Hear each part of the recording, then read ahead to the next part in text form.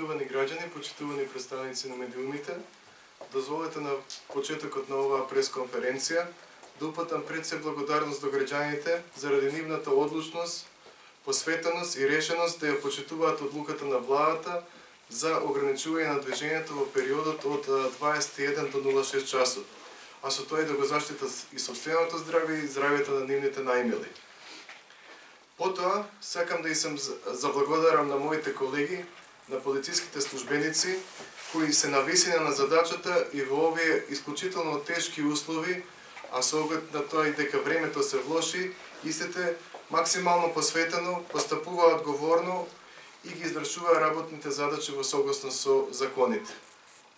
Мојот впечаток и впечатокот на колегите е дека забраната за движење во периодот од 21 до 06 часот генерално се почитува на територија на цела држава и тоа е фактички впечаток на сите колеги од координативното тело кој утрово го имавме во рамките на Министерството за внатрешни работи. Значи, пак да напоменам, ограничувањето на движењето на граѓаните во периодот од 21:06 во текот на изминатата ноќ генерално се почитуваше на цела територија на државата без посериозни отстапки. Од таа насока сакам да ја информирам јавноста дека полициските службеници во текот на изминатата ноќ од слобода лишија вкупно 18 лица. И тоа, 5 лица на подрачјето на Тетово и 2 лица на подрачјето на Гостивар, кои што и покрај опомената и укажувањето на полициските службеници не постапиле по укажувањето, туку агресивно се однесувале кон полициските службеници, пошто истите се лишени од слобода. На територија на Куманово пак се лишени од слобода 2 лица, кои што не ја почитувале забраната за движење, меѓутоа кај кои е најдено и оружје. Во Радовиш лишени од слобода се 2 лица, а 1 лице во Штип и 6 лица во Кочани.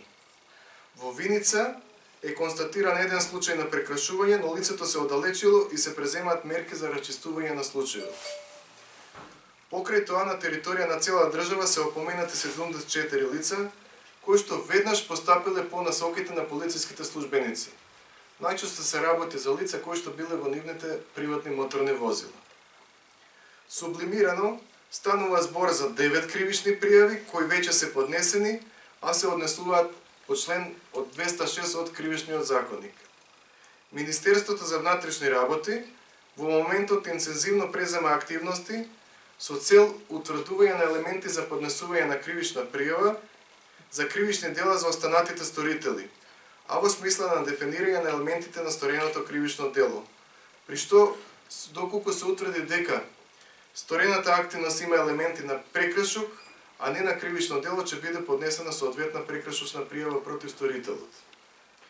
При спроведување на редовните активности насочени кон контрола на спроведување на мерката забрана на движење, полициските службеници дополнително поднале 2 кривични пријави по член 396 и тоа во Куманово, како што ви информирав, тоа е невоовластено изработување, држање, посредување и тргување со оружје.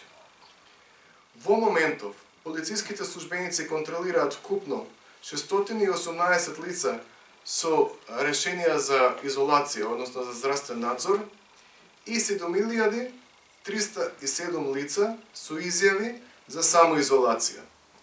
При што во таа насока досега вкупно на територија на цела држава има поднесено 77 кривични пријави. Од страна на полициските службеници извршени се 322 контроли над лица со решенија за изолација и 3606 контроли кај лица со изјави за самоизолација. При што констатирано е дека едно лице не го почитувало решението за изолација, а 22 лица не ги почитувале решенијата за самоизолација. И за наведените лица во тек е преземање активности за поднесување на соодветни кривични пријави. На самиот крај дозволете ми да ја информирам јавноста дека на денешната седница на главниот координативен кризен штаб во владата се донесе одлука за заострување на мерките и овие одлуки во текот на попладнево ќе бидат дискутирани на седница на влада. Пошто Министерството за внатрешни работи, доколку се донесат нови одлуки на владата за заострување на мерките, ќе ги спроведе на терен и јавноста дополнително ќе биде информирана.